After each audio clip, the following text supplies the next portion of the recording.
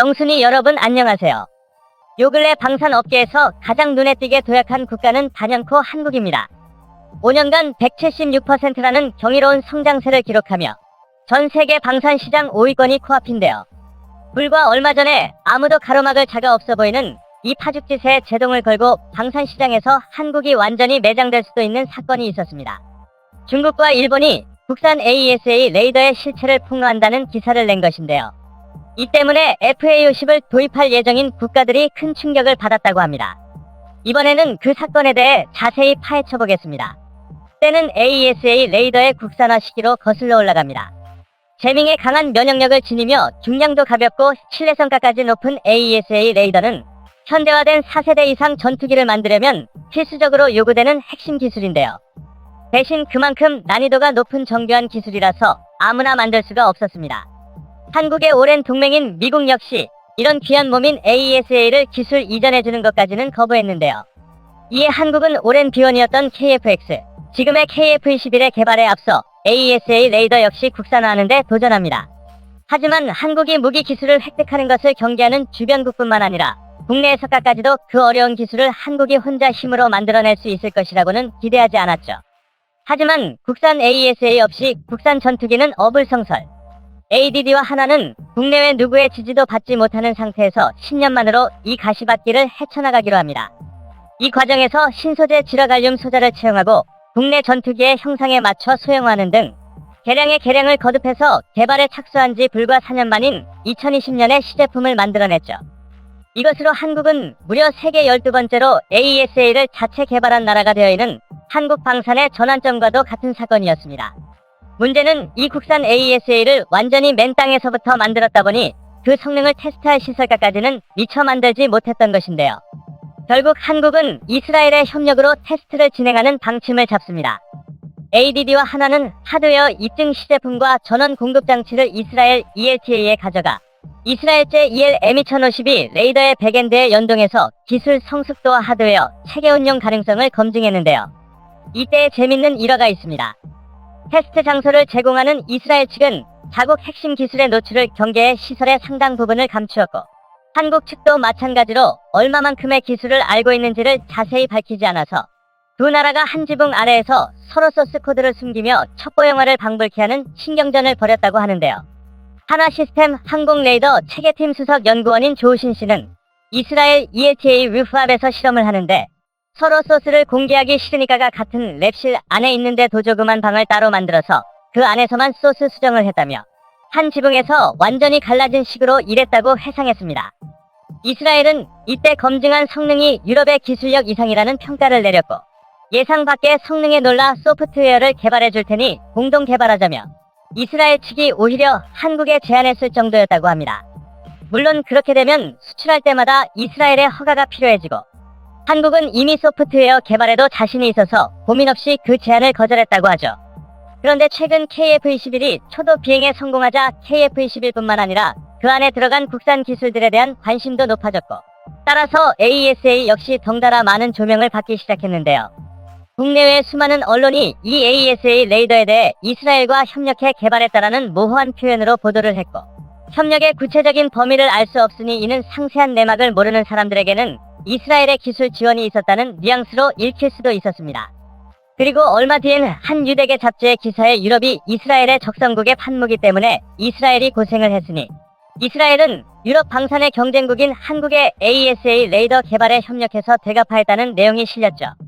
그리고 결정적으로 몇몇 외신이 한국이 만든 AESA 레이더의 시제품 사진을 두고 전혀 다르게 생긴 이스라엘의 레이더 EL-M2152라고 말하는 심각한 오버를 해서 결국 KF-21의 AESA는 이스라엘제라는 루머가 전 세계적으로 빠르게 퍼져나갔습니다.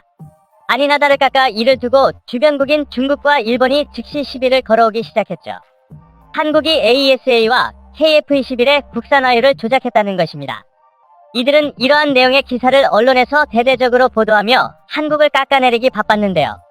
일본에서는 KF-X는 국내 개발한 AESA를 탑재한다고 했지만 거짓이었고 한국은 해외 AESA를 구입한 사실을 들켰다는 보도를 냈고 일본인들 역시 이런 기사의 핵심적인 기술을 극복하지 못해 이스라엘에 전부 떠넘긴 것인가.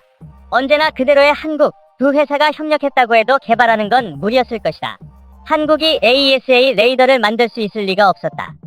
하지만 일본은 FE의 국산 AESA를 탑재하고 있다 등 눈살이 찌푸려지는 댓글을 수도 없이 달았죠. 중국도 마찬가지였는데요. 중국에서도 이스라엘제 레이더가 KF-21의 국산 화유를 떨어뜨린 주범이라고 지목하는 보도를 냈고 아예 AESA로 이스라엘 제품을 사와서 달았다는 주장을 했습니다. 한국이 기술 보고에 민감한 기술의 개발에 있어 외국 기업은 자문만을 제공했다는 문장을 의도적으로 추가한 것으로 보아 국산 화율에 캥기는 구석이 있는 것이 아니냐는 것이었죠. 중국인 네티즌들도 이에 동조하며 나는 한국의 기술 통합 능력이 있다고 보지 않는다. 일본에서도 이걸 만들려고 고생했는데 기초 전자회로, 전력 공급, 방열, 전자기 호환, 백엔드의 각종 알고리즘, 네트워크 등 해결해야 할 문제가 너무 많았다. 한국이 그걸 4년 만에 할 수 있다는 건 말이 안 된다며 반응했습니다. 이들의 주장은 정확한 사실관계는 모르면서 아무렇게나 내뱉은 것이지만 만약 이러한 인식이 퍼지게 될 경우 KF-21과 한국 방산업계는 상당히 곤란해질 수도 있었습니다. 개발한 무기의 실제 스펙을 조작했다는 꼬리표가 달릴 뿐더러 외국의 기술이 들어갔다는 인식이 박혀버리면 그 나라와 척을 지고 있는 적성국한테는 무기를 수출하기가 사실상 불가능해지기 때문이죠. 한국은 그러한 이유로 수출 사업에 실패하고 보배를 마신 적이 있었기 때문에 이는 아주 골치 아픈 일이었습니다. 한국은 지난 2019년에 아르헨티나에 경전투기 FA-50을 수출하는 사업을 추진했으나 결국 좌절된 적이 있었는데요. 영국의 자국 마틴 베이커사의 사출 좌석이 FA-50에 탑재된 것을 빌미로 아르헨티나 수출을 문제 삼은 것입니다. 영국과 아르헨티나는 포클랜드 전쟁 때문에 감정의 골이 매우 깊어 지금까지도 앙숙인데요. 영국이 적국인 아르헨티나에 전투기를 판매하는 것은 용납하지 않겠다며 거부권을 행사한 것입니다. 지금도 아르헨티나는 미국의 중고 F-16 인도의 테자스, 심지어는 중국의 JF-17까지 전투기 도입을 위해서 백방으로 뛰고 있지만 영국의 사출 좌석이 워낙 범용적으로 쓰이다 보니 영국의 방해를 피해 가기가 쉽지 않은 상황이라고 하죠. 미국조차 아르헨티나가 적어도 중국의 전투기를 사는 일은 없도록 F-16을 판매하기 위해서 영국을 설득하고 있다고 합니다. 이런 식으로 무기 시장에는 적성국의 기술력이 한 방울이라도 섞이면 그 나라로의 수출길이 거의 막혀버리는 특성이 있습니다. 만약 한국의 AESA 레이더에 이스라엘 기술이 들어갔다면 이러한 상황이 재현될 수도 있었던 것이죠. AESA 레이더는 KF-21을 위해서 개발되기는 했지만 무궁무진한 활용이 가능한 기술이기 때문에 한국산 무기에 폭넓게 적용될 예정입니다. 그런데 이 AESA 레이더가 국산이 아니라고 한다면 한국산 무기 대부분의 수출길이 막혀버릴 가능성도 있었습니다. 하필이면 이스라엘의 적성국은 한두 곳이 아닌데요.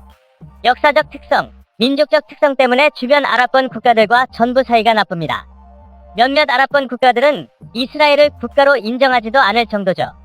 아랍권에는 상태가 안 좋은 국가들이 대부분이라 한국의 비즈니스 대상이 아닌 경우가 많지만 문제는 이스라엘이 그중 이집트와도 서로 못 잡아먹어 안달인 관계라는 것입니다.